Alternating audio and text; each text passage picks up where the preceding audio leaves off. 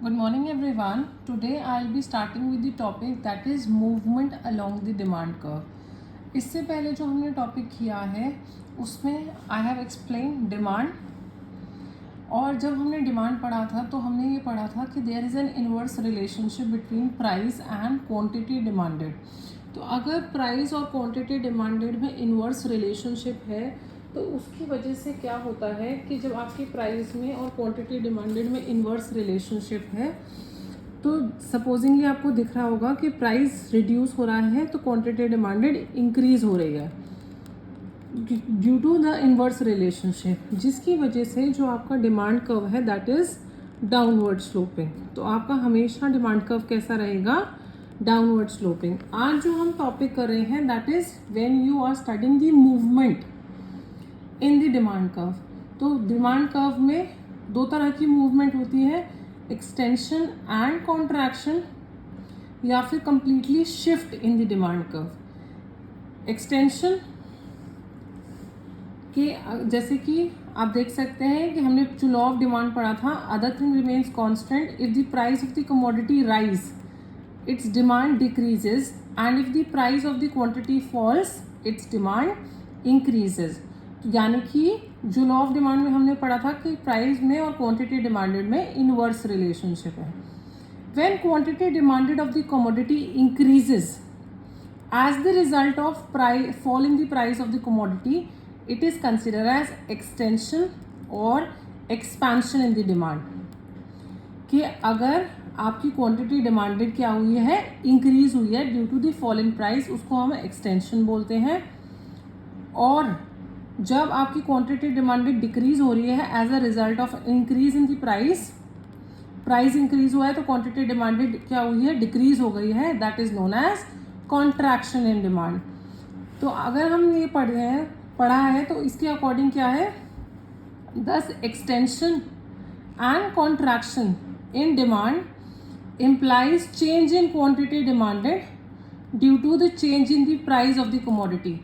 जब हम किन दो चीज़ों में रिलेशनशिप देख रहे हैं, प्राइस ऑफ द कमोडिटी में, ठीक है, जब हम किन दो कमोडिटीज यू कैन से किन दो चीज़ों में रिलेशनशिप देख रहे हैं, जब हम देख रहे हैं relationship price of the commodity में और क्वांटिटी डिमांडेड में, that is consider as extension and contraction in demand. ये मैं एक डायग्राम से आपको ज़्यादा अच्छे से एक्सप्लेन कर पाऊंगी।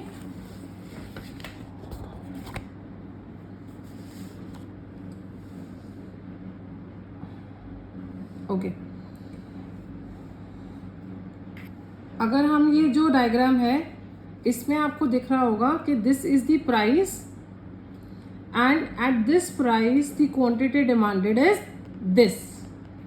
तो अगर आपका प्राइस ये है और क्वांटिटी डिमांडेड ये है तो इट इज़ बीइंग एज्यूम्ड कि अगर प्राइस फॉल हो रहा है तो प्राइस शिफ्ट हो रहा है from P1 to P2।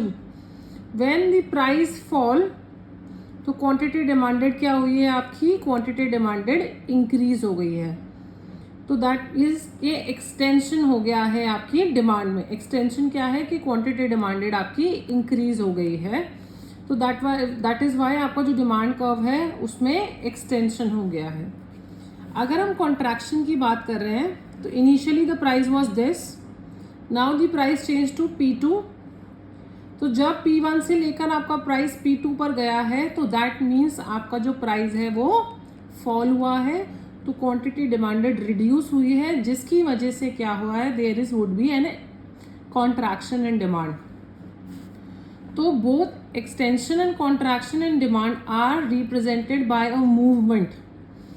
Same demand curve रहता है लेकिन उस डिमांड कर्व में ही मूवमेंट हो रही है, moving down and up along the same demand curve, that is considered as extension and contraction in demand। there is no shift in demand में कोई shift नहीं हो रहा है, सिर्फ डिमांड इंक्रीज और डिक्रीज हो रही है कि demand curve same demand curve में एक्सटेंशन हो रहा है या कॉन्ट्रैक्शन हो रहा है। This is when there is a contraction in demand due to price. But जैसे कि मैंने आपको बताया था कि बहुत सारे फैक्टर्स हैं जो आपके डिमांड को इन्फ्लुएंस करते हैं। तो तो अगर सिर्फ प्राइस की चेंज होने की वजह से आपकी डिमांड में चेंज होता है तो that is consider as contraction and expansion in demand. But अगर कोई और फैक्टर है, दैट इज फैक्टर्स और determinants of demand other than price, they are assumed to be constant for a period of time, but demand curve is prepared. As long as these factors remains unchanged, the demand curve constructed on the basis of assumptions hold good. तो अगर हम बात करें तो short run में जो सारे factors of production है वो कांस्टेंट ही रहते हैं कहीं ना कहीं। बट अगर हम बिजनेस रन कर रहे हैं तो business is not run on for short term basis, business कहीं ना कहीं लॉन्ग टर्म बेसिस पे चलता है। तो जब हम लॉन्ग टर्म की बात कर रहे हैं तो लॉन्ग टर्म में जो भी आपके सारे फैक्टर्स ऑफ प्रोडक्शन हैं वो सारे फैक्टर्स ऑफ प्रोडक्शन चेंज हो जाते हैं। When demand of good change due to change in the determinants of demand other than price, it is called as increase और डिक्रीज इन डिमांड। ठीक है, तो जब प्राइस के अलावा जो अलग फैक्टर्स हैं उनकी वजह से आपकी डिमांड में चेंज आता है, that is consider as change in demand, sorry change in increase और डिक्रीज इन डिमांड।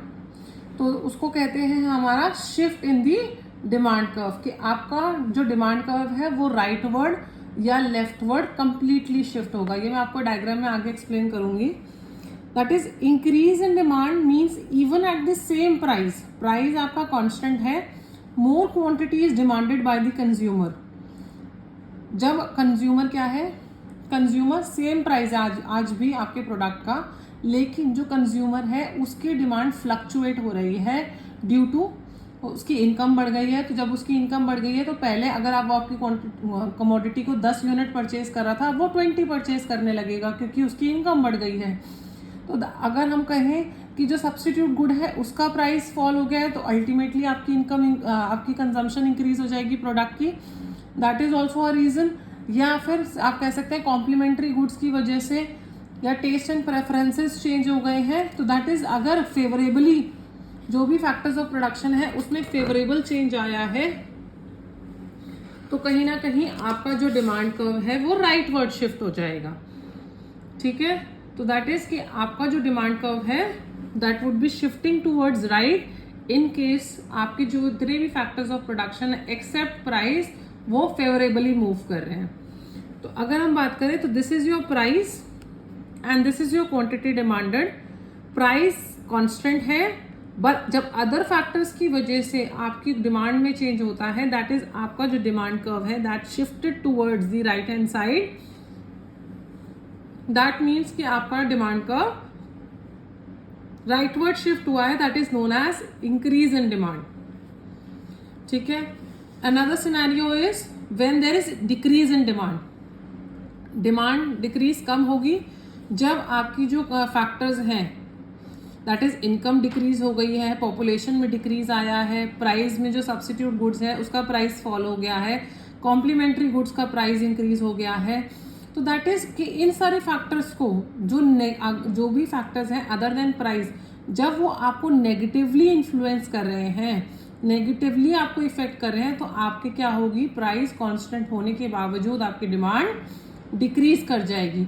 उस केस में जो आपका डायग्राम होगा this would be your diagram कि this initially this would be your demand curve. जब प्राइस इतना है, क्वांटिटी डिमांडेड इतनी है, जब ये फैक्टर्स नेगेटिवली इफेक्ट कर रहे हैं आपको तो प्राइस कांस्टेंट भी कह सकते हैं आप, प्राइस कांस्टेंट है बट क्वांटिटी डिमांडेड फॉल हो गया है।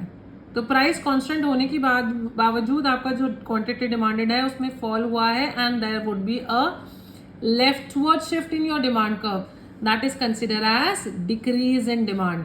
जब आपकी डिमांड, रीजंस क्या है कि आपका जो फेवरेबल टेस्ट एंड प्रेफरेंसेस था वो नो मोर फेवरेबल रहा है, इनकम रिड्यूस हो गई है, सब्स्टिट्यूट गुड का प्राइस,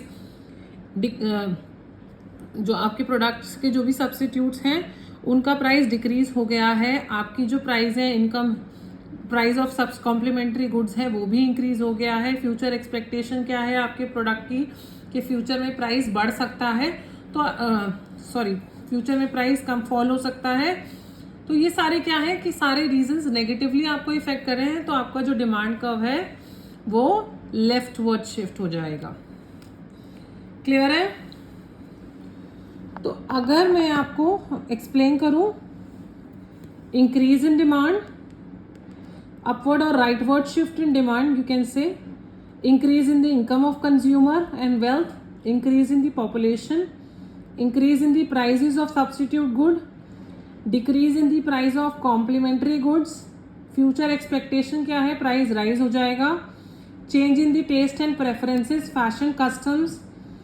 तो ये क्या है आपके, this all would be the reason कि आपका जो डिमांड कर्व है वो राइटवर्ड शिफ्ट हो जाएगा।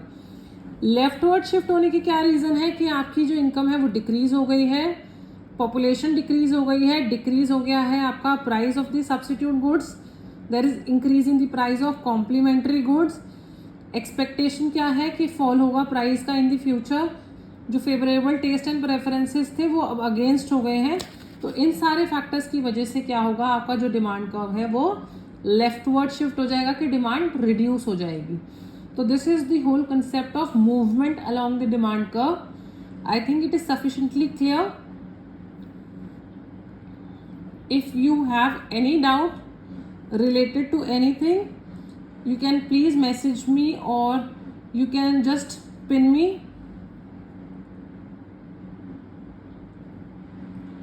If you like my video, please like and subscribe. Thank you.